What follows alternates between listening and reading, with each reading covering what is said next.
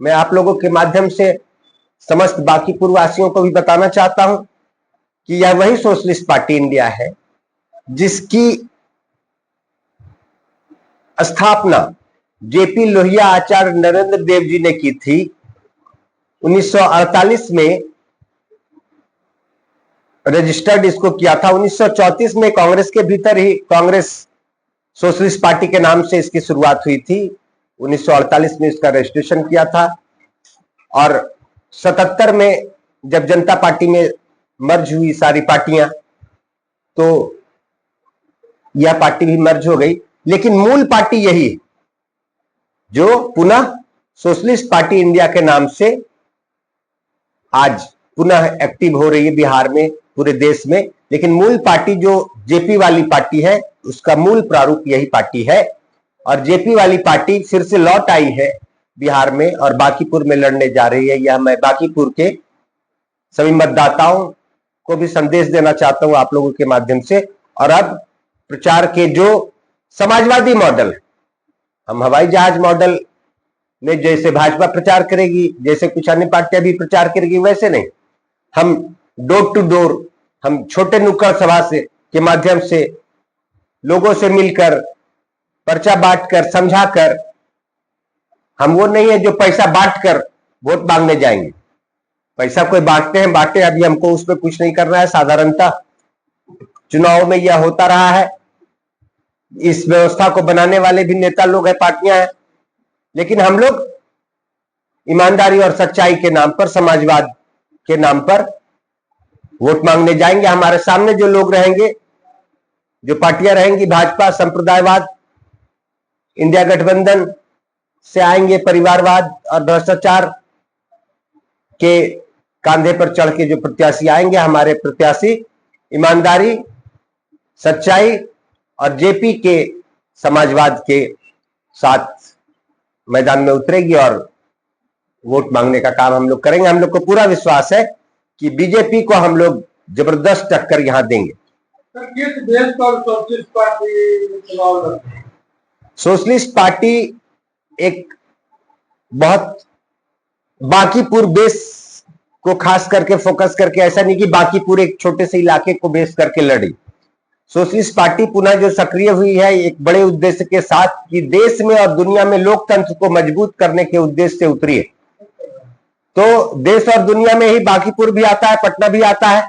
तो निश्चित तौर पर बांकीपुर की जनता से हम लोग देश के, पूरे देश के लोकतंत्र को मजबूती देने के ख्याल से या आग्रह करेंगे कि सोशलिस्ट पार्टी को वोट देकर हमारे उम्मीदवार को जिताए, विधायक बनाए, ताकि हम लोग बांकीपुर से जो आदेश जनता का निकलेगा उसको पूरे देश भर में फैला सके, पूरे दुनिया भर में फैला सके।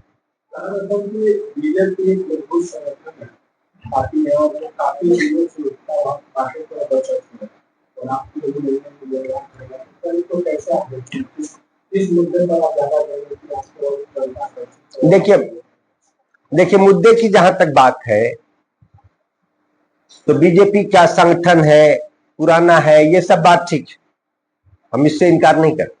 लेकिन एक सच्चाई यह भी है कि बीजेपी में भी जो लोग हैं, चाहे उसके पदाधिकारी किसी तरह के छोटे स्तर के हो या बड़े स्तर के, चाहे उसके समर्थक हो, चाहे उनको जो पहले वोट किए लोग हो, है तो आदमी है तो आदमी है, इंसान ही है।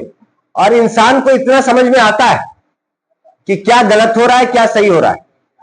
बीजेपी के को जिन लोगों ने वोट किया था पहले के वर्षों में लगातार, जिन लोगों ने बीजेपी के लिए कार्यकर्ता के तौर पे काम किया था, जो बीजेपी के पदाधिकारी ही क्यों ना हो, वो सब भी एक इंसान के रूप में भीतर से जानते हैं कि भाजपा के नेतृत्व में जो अभी सरकार चल रही है देश में और बिहार में भी, वह क्या कर रही है, वह गलत कर रही है, यह सभी लोग भीतर मन से रियलाइज कर रहे हैं, चाहे अन्य पार्टियों के लोग हो या भाजपा के लोग क्यों ना। तो अब भाजपा के वोटर नहीं देना चाहते हैं भाजपा को वोट, उनको एक अच्छा, विश्वस्त, भरोसेमंद पार्टी कैंडिडेट नहीं दिख रहा है। सोशलिस्ट पार्टी पहले से भी बिहार में काफी प्रभावी रह चुकी थी और पुनः आई है।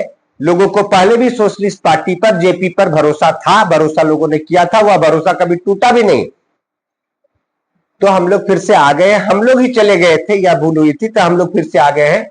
हम लोग जनता के पास जाकर बताएंगे, और मुझे पूरा विश्वास है कि जनता जिस विकल्प को खोज रही थी लंबे समय से बीजेपी के अल्टरनेट के रूप में, वह सोशलिस्ट पार्टी जैसे ही विकल्प को ढूंढ रही थी, और सोशलिस्ट पार्टी आ गई है। उनकी अपनी पार्टी, उनकी अपनी पार्टी, या ऐसा कोई घर नहीं है यहां जिससे समाजवाद विचारधारा से प्रभावित होकर के वोट ना पड़ा हो। जिस घर से जेपी से प्रभावित होकर के जिस घर से वोट ना पड़ा हो, ऐसा यहां कोई घर नहीं पटना पूरे बांकीपुर में। तो जेपी का तो वे सिर्फ नाम ले रहे हैं। हम लोग को आना ही इसीलिए पड़ा कि वे जेपी का नाम बदनाम करने लगे, वे परिवारवाद में चले गए। जेपी ने परिवारवाद के लिए समाजवाद में कहा, कुछ कहा था? ऐसा कहा था परिवारवाद लाना है? जेपी ने कहा था? जो भ्रष्टाचार लालू जी के समय हुआ, गुंडाराज हुआ, जेपी ने कहा ऐसा सोचा था? जो नीतीश जी के समय अफसरों का भ्रष्टाचार चला, वो तो जेपी ने नहीं कहा था। और अब तो जदयू भी परिवारवाद में समा गई, और बीजेपी तो खैर बीजेपी ही है, संप्रदायवाद के हमेशा खिलाफ रहे जेपी। उन्होंने एबीवीपी वालों से शर्त करवाए थे, ये संप्रदायवाद की बात भूल जाओ तब आओ आंदोलन में। एबीवीपी वालों ने कबूल भी किया कि भैया हम भूल गए संप्रदायवाद की बात, और तब आए थे वे आंदोलन में, जेपी आंदोलन में शरीक होने का उनको मिला था मौका, फिर तो वही संप्रदायवाद पे वे चले गए। तो जेपी के विचारधारा पर चलने वाली पार्टी बची कहां? अब खाली जेपी का नाम लेके जेपी को भंजाना है। वो तो भाजपा वाले भी जेपी की जयंती मना रहे हैं। भैया जयंती मनाने से होगा कि उन्होंने जो बताया था तरीका समाजवाद, उस कदम पे चलना पड़ेगा। आप तो भटक गए सबके सब, वादा तोड़ दिया आपने, भाजपा वालों ने, एबीपी वालों ने।